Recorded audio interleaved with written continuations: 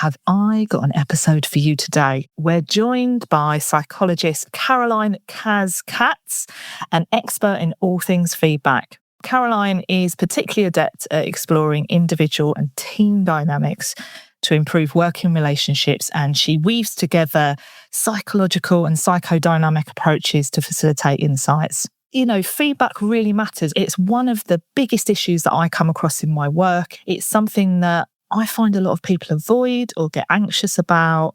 And so I thought I need to get Kaz on so that you can hear some of her ideas and her research that might be helpful for you. So if you're a people manager listening to this today, or maybe you coach or train people managers, you're going to come away with some really good, helpful wisdom and insights to help you.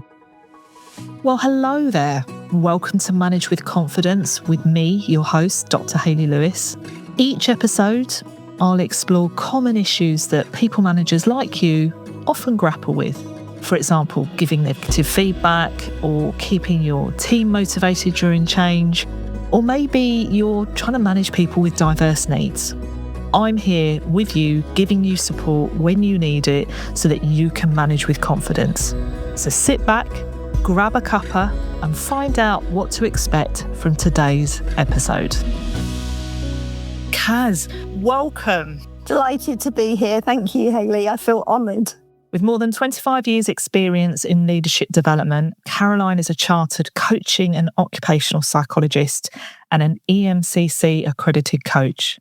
Much of Caroline's work over the years has involved supporting individuals to become more self-aware, such as through development centres, 360-degree feedback, and the use of psychometrics. In her doctoral research, Kaz explored unconscious defences to performance feedback and seeks to enhance feedback approaches to support leaders' growth and development.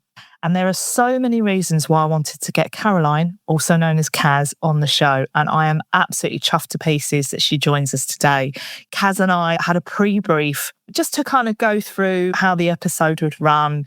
And I said to Kaz at the time, God, I wish I'd recorded this because our conversation was so brilliant. And we were sat by the sea, we had our coffee, and it was just the best conversation, just looking at all aspects of feedback. So Kaz, you recently completed your doctoral research into feedback. What led to you doing that? What motivated you to do that?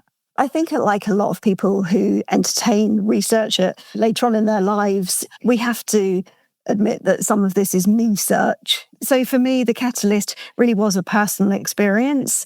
I mean, it was a difficult experience, and I share it in the hopes that it's helpful to people, but I'm also mindful that because it's a difficult experience, it might activate people, so I share it with the hope that it lands and people understand it. So the true catalyst for this work was, it happened on the 5th of April, 2018, when I received a phone call. And the phone call had a no-caller ID, and I answer it, and a woman's voice says to me, Caroline, are you going on holiday with your husband? And I just knew instantly that she was having an affair with my husband. And what was so very strange in that moment, and being a psychologist, someone who thought they were very self-aware and so forth, what was really strange was that it felt to me as though every cell in my body knew, and yet my brain didn't. So I had this simultaneous feeling of complete and utter shock. And yet I wasn't at all surprised. How did I know? I mean, honestly, before she'd even finished the sentence, when she said my name aloud, I knew. And so this simultaneous feeling of both knowing and not knowing puzzled me, actually, as a psychologist. I mean, of course, this was a deeply painful experience. And over time, what I came to realize was that obviously my husband had betrayed me, and that was painful. But actually, what was even more painful was the fact that I'd betrayed myself in some way, because it was like, okay, so every cell in my body knows, but why couldn't my brain have known? And in retrospect, it may as well have been written all over the walls, So I've become very alert and aware to how powerful psychological defense mechanisms are. So these are unconscious ways in which we protect ourselves from overly anxiety-provoking aspects of reality. If there is something in our reality that we do not want to see, I am living testament to the fact we don't see it. I didn't see it. And as I say, I consider myself a pretty empowered sort of woman. I do this stuff for a living. And so the idea that I couldn't see it made me so intrigued and fascinated to study more about these dynamics. Because also what I observed over time, and I do lots, as you mentioned, of 360 feedback work, was I started to notice something similar going on in some of my conversations. I started to recognize that people would say to me, oh, this feedback, yeah, it's no surprise. Well, it's no surprise at some level. And at another, well, why have you never done anything with it then? And so this sort of nuanced knowing and not knowing. I think people both know things about themselves and simultaneously kind of haven't really thought through the impact that might be having on their reputation, for example. So I became really fascinated by, could it be that these psychological defense mechanisms are getting in the way of why people aren't always taking on board feedback? Is it the case they're just blocking it out? So as a manager, you've had a conversation with someone and you've prepped yourself and you've said everything you hope to. Great job done. And the person walks away and maybe it just hasn't gone in at all because they've explained it to themselves, rationalized it and so forth.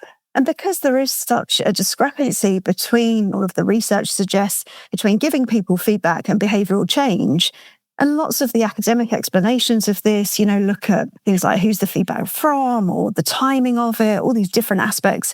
But I think it all implies a sort of rationality that the person is comprehending that in exactly the way the manager is saying it. I guess what I become intrigued by is this more irrational take on humans, the fact that we could both hear something or know something and simultaneously actually disregard it, not hear it, not know it. I think I said to you last week, I think it makes me think of Schrodinger's cat.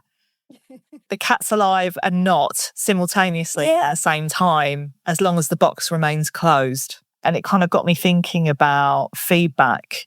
There's two actors in the story that you shared, and thank you for being prepared to share such a deeply personal story that I know that some listeners will identify with as well. But there's two actors, whether it's the scenario, your personal scenario, or it's the work environment where you've got a line manager and an employee. The person who is kind of dampening down and suppressing for one reason or another. And then there's the person who shines a light. I'm just curious, based on your research, Kaz, that shining a light moment, is there anything that the person giving the feedback can do that will shine the light in a way that stops it feeling overwhelming and scary and enables the recipient to lower their guard a bit? For sure. My research was conducted with snow sport instructors. So these are the people who they routinely give feedback all of the time. That's their job, really, to give feedback. And so they're giving feedback to people who are training to become snow sport instructors themselves. So they're the trainer type people, so top of their game. Some of them were Olympian athletes. They're really highly professional and passionate about helping other people become really great trainers of snow sports. And so what became evident to me through those conversations about asking them, how do you manage defenses, essentially people being defensive to feedback? And it all comes down to the relationship. The more we can do to create a relational safety, that we can feel safe with that person. So in that context, they would talk about the fact that they would use, for example, going up in the ski lift as a really great opportunity of getting to know the person. Where do you come from and what occupation do you have? All of these ways in which we can connect with people. And of course, in a different workplace, it's a pretty niche occupation, of course. But I think that so much of the work to be done always is within the relationship. If we feel safer with people, if we feel a degree of trust, then we don't feel the need to protect ourselves so much. And of course, the privilege of being an external, typically to the people I'm giving feedback to, is that we can create that safe space. I mean, people know that's what we're doing for a living. And so I'm really mindful in my own work, all that I can do to make the person just feel really comfortable and safe. In my story, how could it be that I both knew and didn't know? So that led me down the track of psychodynamic or systemic psychodynamic training in organizations. And it's quite a mouthful, but psychodynamic means this idea of introducing the fact that there is both conscious and unconscious stuff going on all of the time. And so within that sort of lens on the world, there's a wonderful concept called the unthought known by a guy called Christopher Bollas. So the unthought known when I came across that concept, it was like, that explains. I now understand what was going on for me. Like I knew it, but I hadn't thought about it. Because to think about it, shine a light on it, meant I needed to face up to some stuff. And in my life, obviously, it was an extreme thing and it led to the end of my marriage. But in a feedback context, I think that when people hear feedback, and as I say, in my context, I'm giving people 360 feedback often. And when they hear that a colleague has noticed something that was an unthought known, this is when I think people have a tendency to become prickly, because it's something that they were already sort of aware of. It was in their peripheral vision. They hadn't wanted to shine a light on it, because in shining a light on it, they either had to acknowledge something about themselves that they'd prefer not to, perhaps do some digging around as to what might have led to them behaving in that way.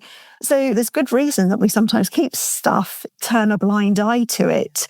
So what I think is, if we're already turning a blind eye to it, the conditions in which we might be more comfortable to shine a light, to look at it, of course that needs to be in a context where we feel held in some way, we feel safe, we feel kind of, like we're not going to get attacked. Absolutely makes sense. And there was a word that popped into my head as you were explaining that, Kaz, which is shame.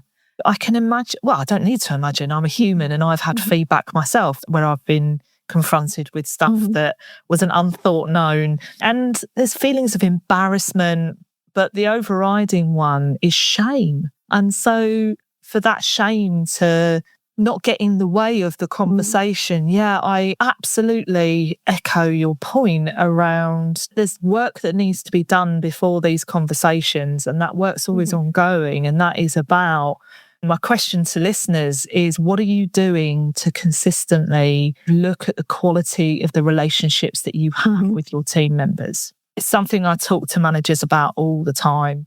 And that's not me having a pop if somebody doesn't have great relationships with some or all of their team members.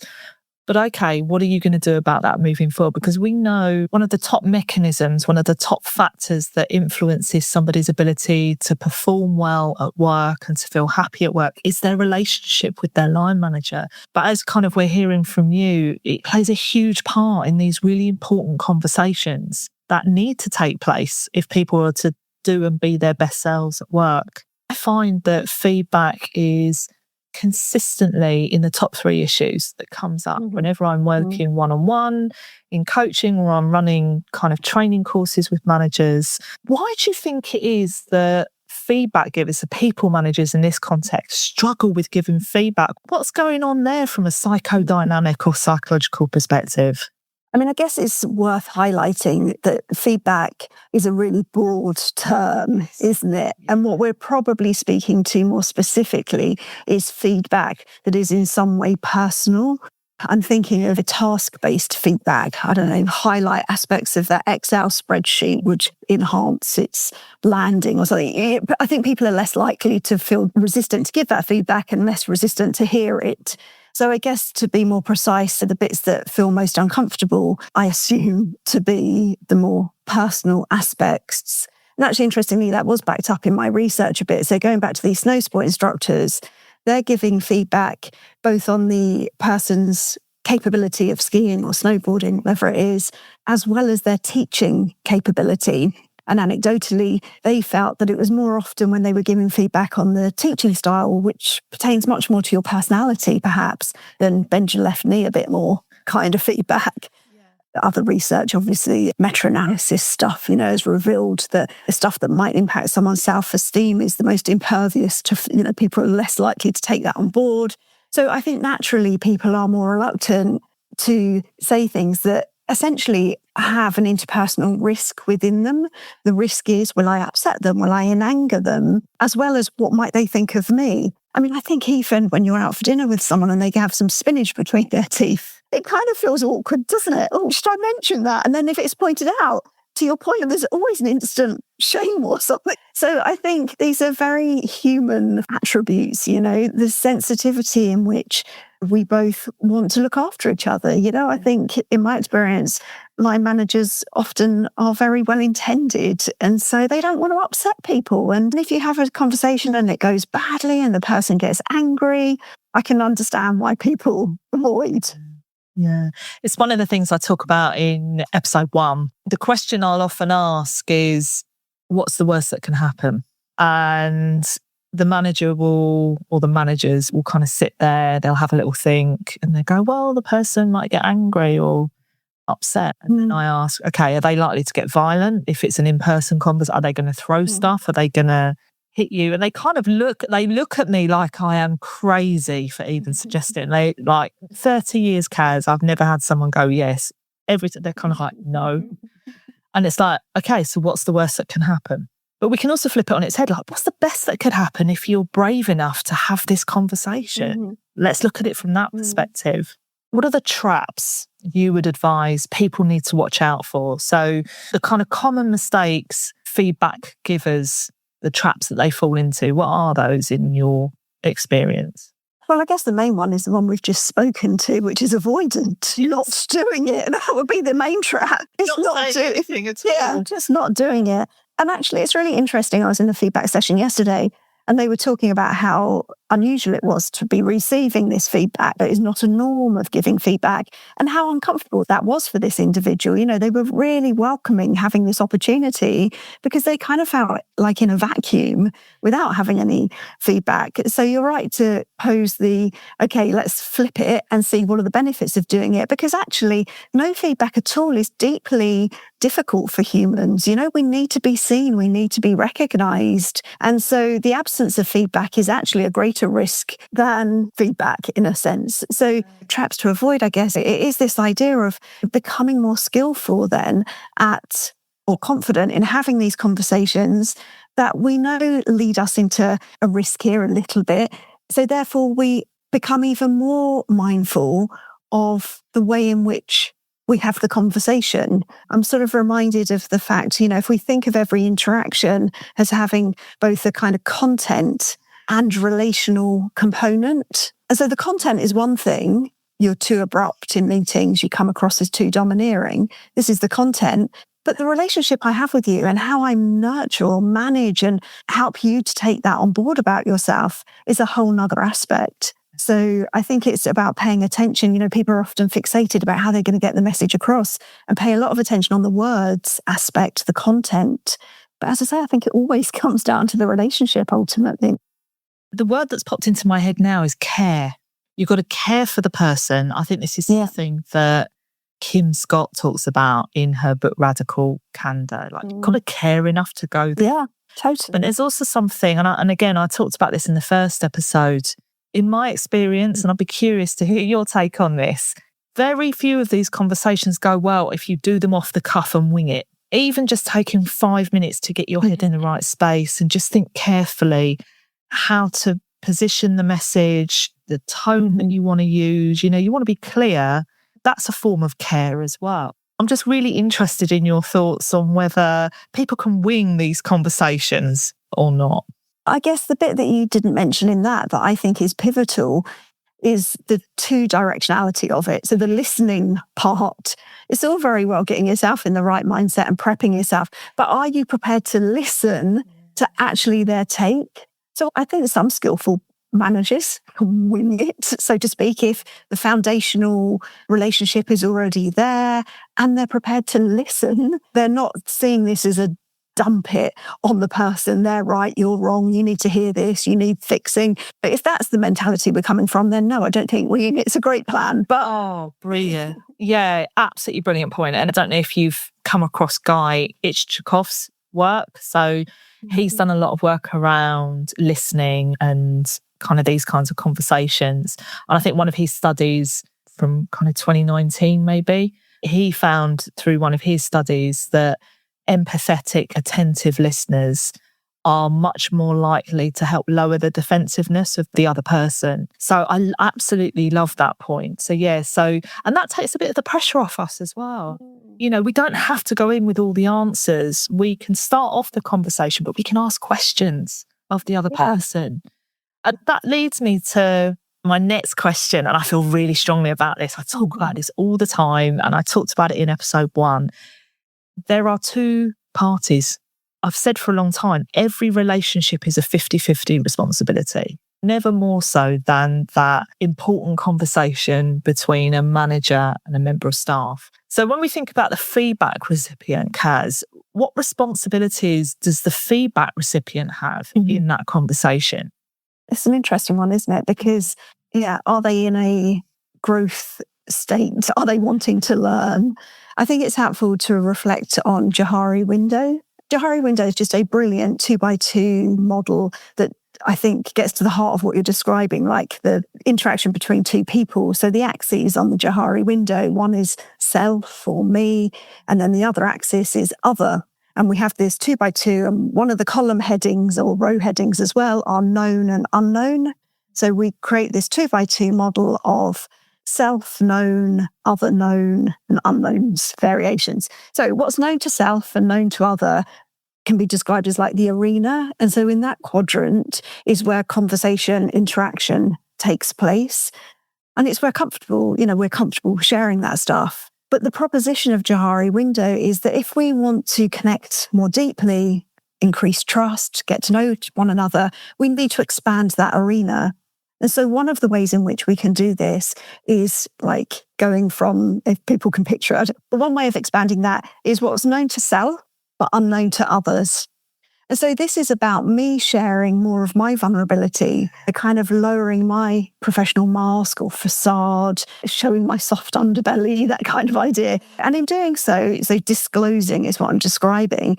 Of course, there's a discomfort in that. You know that you can feel that, can't you, sometimes when you know you're sort of venturing into saying something that you keep a bit more private. But in revealing it, of course, the hope is that the other party then has more empathy. They understand where we're coming from. They can get to know us better. So one way of expanding it is in that direction, and that requires some discomfort. And to expand it in the other direction requires some discomfort too. So the other direction is known to other, but unknown to self. And so this requires feedback. We can't know some of that stuff without feedback. And of course, then that has some discomfort. So I'm always reminded of that idea of being in one's comfort zone. We don't expand, do we? Growth requires, to some degree, a level of discomfort. It just does. So your question about the responsibility, well, if they want to learn and become the best version of themselves, then I think each of us sort of has a responsibility around that. But equally, I think sort of putting that on someone else feels a bit unfair. Like I can take responsibility for me. I don't think I can dictate that in other. In the last episode, I gave ideas of what that might look like for each party. So you've kind of reassured me on some of the stuff that I've shared there. I'm really interested in whether you see a difference in who we're giving feedback to and what mechanisms might kind of kick in for us as the feedback giver, first of all. It's one thing maybe feeding back to someone I have power over. I'm a manager. That's a kind of a position of power. It's another thing if I'm feeding back to my boss or my boss's boss. I'm just curious, are there kind of differences in maybe in how we handle that? I mean, I think what you're highlighting is a whole other sort of dimension. And in all honesty, the dimension that most gets in the way probably of all of this stuff, because power dynamics are inescapable in hierarchical organizations. And so a lot of what in my research, and we're talking about creating relational safety and all of the relational stuff that's so important, does have underpinning it an assumption that I want you to be the best version of you. And of course, in a cooperative setup, then why not? But in a competitive one, which sadly many organisations ultimately are, it does introduce, as you're describing, a much more complex dynamic at play. Because ultimately, if there's a promotion to be had and we're a team of peers, am I going to really try and help you? Or if I'm an insecure manager and I don't want someone hot on my heels taking my job over. So all of those sorts of insecurities come into play. And of course, it's a shame because we would all do better if we all did better. It comes back to the importance of people in leadership and management roles role modelling. One of the things I often suggest, and it's powerful, is role model asking for feedback and then role model how to receive that feedback, even if the message hurts a little bit, because then you're demonstrating feedback, asking for feedback isn't something to be fearful of, But the fundamental is I'm showing how to graciously accept the lovely feedback, because that's another thing. Yeah, sure. I think some people can be overly modest or uncomfortable with positive feedback. Definitely. So how to accept that, and then how to graciously handle maybe a slightly gnarly message, the kind of the unthought known that's brought into play. So is that something that you would suggest? Absolutely. And I wonder, I've had in mind as we've been speaking to share with you, like all of the research around self-awareness essentially points to there being two like constructs, if you like, within self-awareness. So we can think of these as internal and external. So internal self-awareness is like, I believe, where we are all of the time, like in our inner world bubble, we create a narrative of who we are within this bubble. And of course, we're experts in it. We've been in this for a really long time and we're very well informed. We can wear watches of biometrics. We can know how much sleep we need and what we digest best. We know all sorts of stuff in this inner world bubble, internal self-awareness. The other aspect of self-awareness is this external then. And this is what Johari Window speaks to.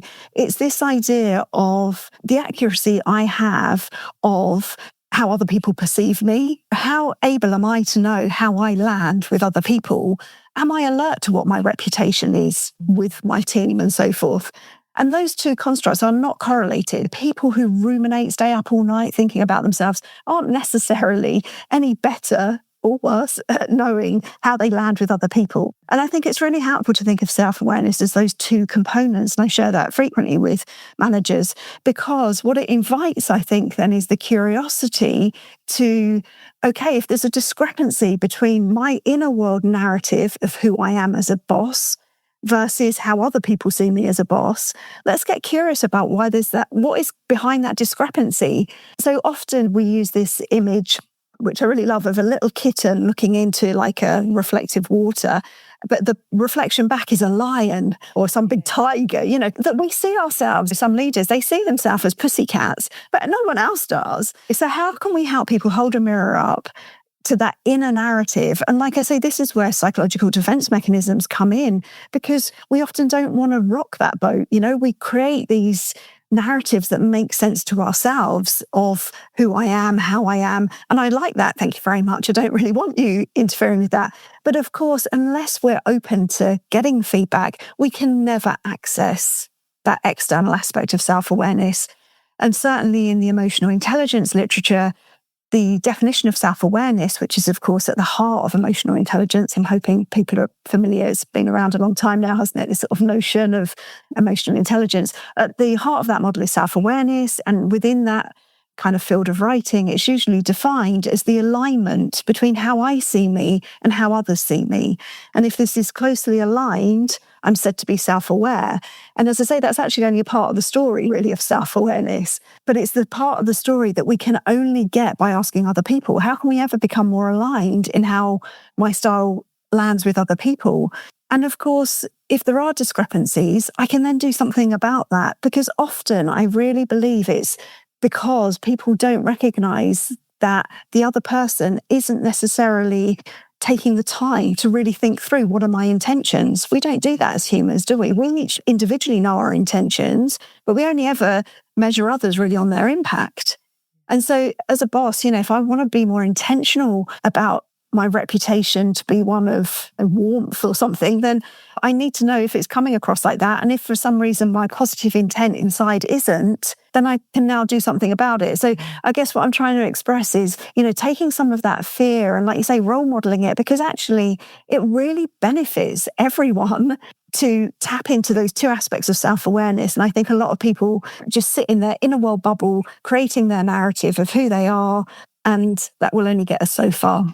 Yeah, which, going back to your kind of analogy of the kitten looking in the water, that then makes me think of the Greek myth of Narcissus, who just was just stuck looking at his own reflection in the water. So we kind of want to disrupt that, just self-appraisal all the time. Lovely. Now, obviously, like me, you work for yourself. So we don't often get the opportunity. I mean, I don't know about you, when I worked in organisations and led teams, it was feedback all the live long day, whether it was from customers or whoever.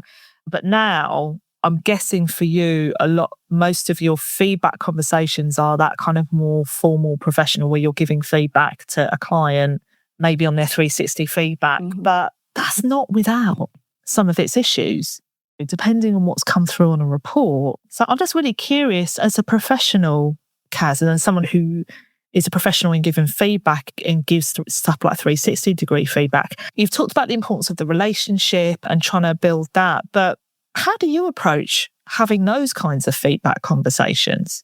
With love, I really do recognise that it's a really intimate space, actually, giving someone feedback, because as you say, the context is usually a 360 feedback report. So I'm privy to sensitive data here. This is what people who work with this individual have said about them. And so I really, firstly, always recognise what an odd experience that is. I think as an adult, to get a report about yourself is just an odd thing. And I share with people often, this sort of idea of the different aspects of self-awareness, and suggest that we take a helicopter journey together and let's have a look in on this. I'm never thinking one party is right and the other is wrong. It's just with love and curiosity, how can I help that individual navigate really shining a light on some of these unthought knowns, really, I guess, is what I'm thinking. And I'm wondering to share, with permission, because I had a meeting recently with a guy, and I think it was a really good example of how two people exploring something could bring more insight. So this guy had some feedback from colleagues that he should speak up a bit more, that he was too reserved, not having as much impact as he could, basically. And he's really senior in this organisation. And he'd shared with me at the start, I often ask people, just give me a bit of background, and he was, to your point about what responsibility, the more open people are, the more we can go there with them, right? Yeah. So he'd shared with me that he had grown up in Michigan, the US, and he was a Seventh-day Adventist. So a pretty strict sort of upbringing. So within my understanding from him, that all of your education is then within that context. And his father was actually a professor at the university. And he'd realised for himself quite young that he was gay.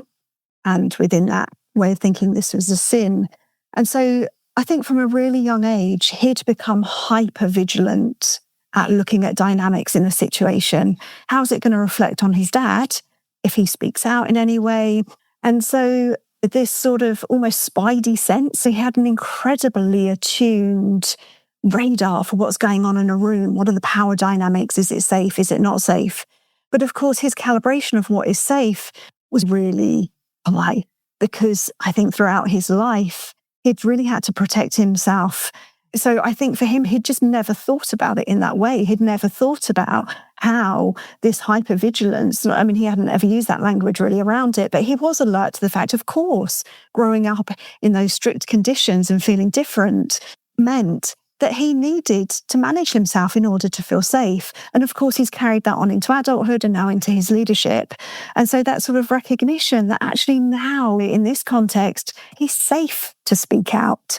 And actually there's a reputational damage for him in this leadership role of keeping his calibration, his risk assessment as high as he has it, is more damaging for him and more risky than to not. I think it's a good example of how exploring stuff with someone who's willing to listen and ask questions, I know it did. He shared, it really helped him. He said that's a eureka moment. I've never thought about it like that before. And yet I think he knew this about himself, but he'd never thought about it in that way. And so I guess I embark on those conversations. As I say, your point around those listening skills, just with curiosity, with empathy, let's try and make some sense of what's happening for you in terms of this feedback from colleagues, external feedback, external self-awareness piece, and the internal, because in the end, everyone has to live within their inner bubble. So I'm always navigating. This meeting is about external feedback on you, but the much more important piece typically is what you think of you, because that's what you go to bed with at night. So I think I always dance between those two kind of, what can we let in from the external perception and what do we already know? That example sent tingles down my spine, because it's also about the space you created. You made him or helped him feel safe enough to go there. And so we keep coming back to this idea of helping people feel as safe as possible. And our intent going in, you used the word help, and I noted it down when you said it. I think if you go in with a genuine intent to help the other person, you're halfway there, really. But there's an honest conversation we need to have with ourselves, because look, we're human. And sometimes there's that person who's really irritated you and you just want to get at them. If you dig down and you're just annoyed at them, don't go there. I think if you go in genuinely wanting to help and listen and be curious, 9 times out of 10, it's going to be, to varying degrees, a useful conversation for both of you. Now, unconscious, we're starting to draw to a close. So there's just one more question, and then we've got the quick fire round that I'm going to be asking all my guest experts. But my final question, there will be some people listening to this, Kaz, who maybe aren't people managers, but they train or coach people who are in management roles. What advice do you give them when thinking about how to train and develop managers in feedback conversations?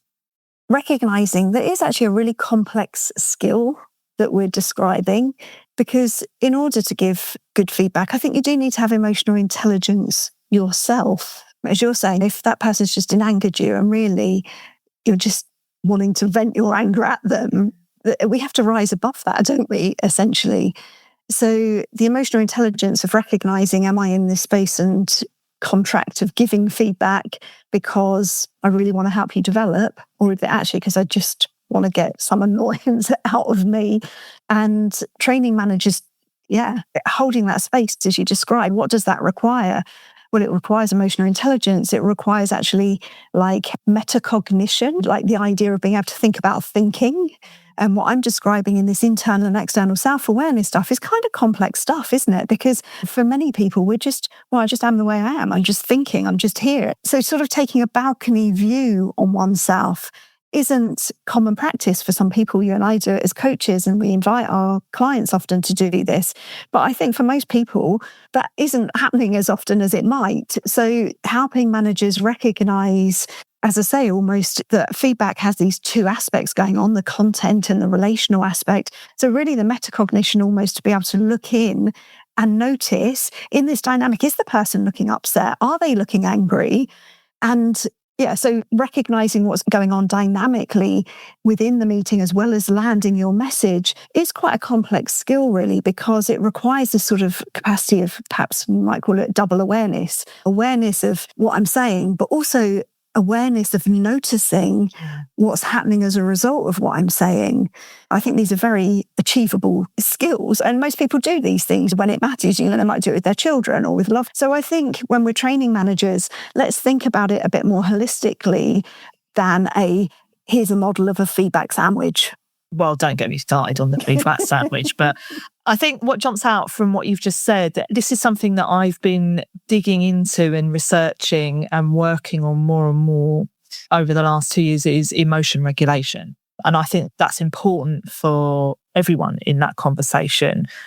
But for the feedback giver, for the manager listening to this, being able to manage and regulate your own emotions so that you engage in the conversation, but also you're doing that in the moment. It's really important. And you can only really do that when you've got and have created sufficient space. So one of the mistakes that I see, we see it in so many organisations, back-to-back meetings. And all it takes is that second meeting to run late. And then it's like a knock-on effect. And then you want to have this feedback conversation with a member of staff. You turn up late, you're frazzled, you've had no space. You go, what do we think is going to happen? So there's something about emotion regulation, but also just honouring the space by giving yourself some space and time, and then space and time. I feel like that's a whole episode in itself. We're going to go into quick fire questions now. So for you, Kaz, there are 3 quick fire questions, and then you're going to suggest just one thing to our listeners. So quick fire question number 1, if there was one thing about how organisations train managers in feedback, what would it be? This is perhaps a bit naughty because I'm interpreting the question a bit differently, but my big crusade would be, let's drop the term feedback. Feedback is an engineering term. It has, in my mind, an implied rationality, which As I say, my research speaks to the fact that I just don't think this is a rational process. It's not like your thermostat that kicks in if the temperature drops. If I tell you something about yourself, you don't automatically then change your behaviour as a result of it. So I would love for organisations to think more broadly about this notion of two people trying to help each other be the best versions of each other.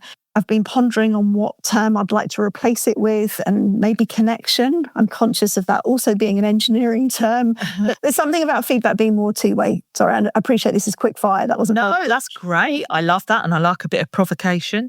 Fire question number 2. What is a myth about feedback that frustrates you?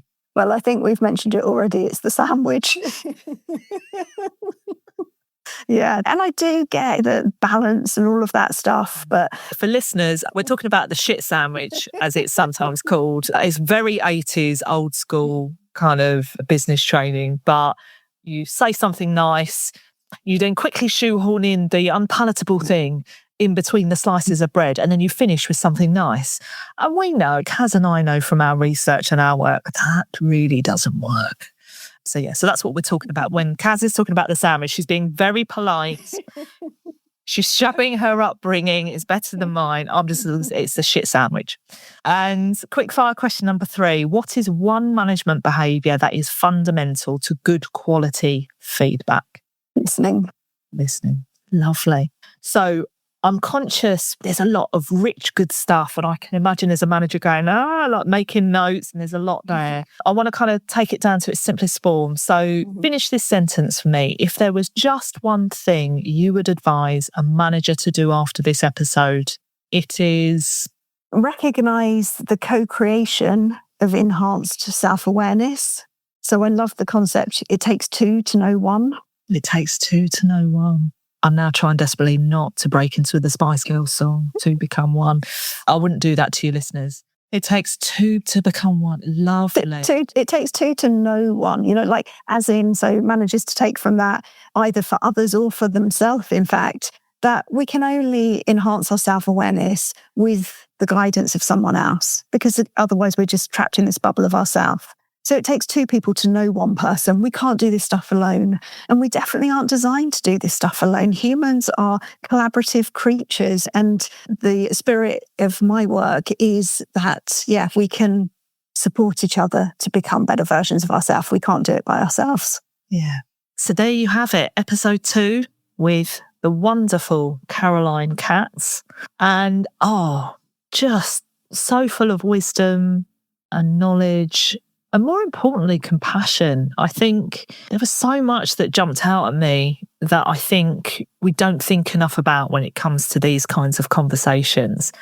The importance of genuinely wanting to help the other person rather than harm them. The importance of building and maintaining relationships so that you can have these different kinds of conversations in the workplace.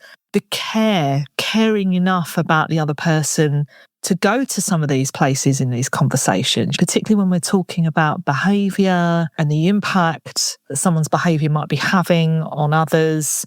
There's just so much to think about. One of the things Kaz and I didn't explore, and I'm kicking myself, but I'm raising it here now. Now, obviously, Kaz and I are both chartered and registered psychologists, and we're also qualified coaches, and all of that means that we have a very clear set of ethical standards that we adhere to and that underpins our practice and how we engage in these kinds of conversations.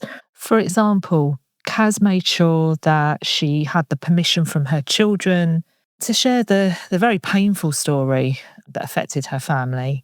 And she also made sure to get permission from the client, the very powerful client story that she shared. And so the question that's kind of going through my mind that I'm kind of leaving you with is, what are your ethics for engaging in these different kinds of important, sometimes sensitive conversations? What are your guiding principles? I think it can be helpful to really flag those for yourself and almost use them as a bit of a compass to help you navigate these conversations. So that's it from me and Kaz, but I hope you found that helpful. Next time on Manage with Confidence, I'll be going into problem solving mode because I'm going to be answering one manager's issue that has been keeping them up at night, and that is sorting out conflict in their team. So make sure to tune in. Thank you so much for listening to today's episode. Now, you've heard the one thing I suggested you do, but maybe there's something else you're inspired to do on the back of today's episode. So here's my question. If there was just one thing you'll do following this episode, what is it? Note it down, or even better, tell someone. Now, I love it when you comment and tell me the things you've been inspired to try after an episode, or even when you send me through a problem you want help with. So please email me at halopsychpod@gmail.com, and the email is in the show notes. Did you enjoy this episode? Then please show your love by leaving a review and giving it a rating. It really helps other people to find my podcast. Thank you once again, and in the meantime, go and manage with confidence.